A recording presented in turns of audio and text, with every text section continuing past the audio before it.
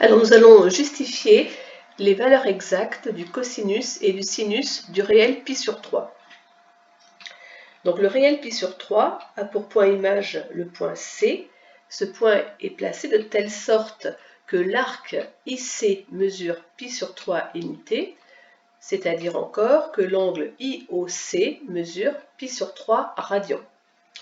Ainsi, le triangle IOC a deux côtés de même longueur, puisque nous sommes dans un cercle trigonométrique, et ces deux côtés de même longueur forment entre eux un angle de π sur 3 radians, c'est-à-dire de 60 degrés.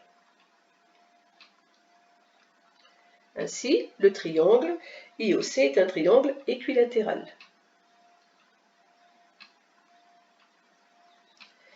Alors, dans ce triangle équilatéral, si on s'intéresse à la hauteur issue du sommet C, cette hauteur est aussi une médiane et une médiatrice, donc elle vient couper le côté opposé en son milieu. Autrement dit, l'abscisse du point C est égale à 1,5. Cette hauteur a une longueur qui est égale à la mesure du côté du triangle multipliée par racine de 3 sur 2. La mesure du côté du triangle, ici, est égale à 1. Donc la hauteur mesure 1 multiplié par racine de 3 sur 2, c'est-à-dire racine de 3 sur 2.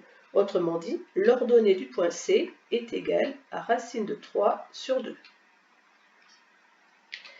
Ainsi, le point C a pour abscisse 1,5 et pour ordonnée racine de 3 sur 2. Ce sont les valeurs respectives du cosinus et du sinus de π sur 3.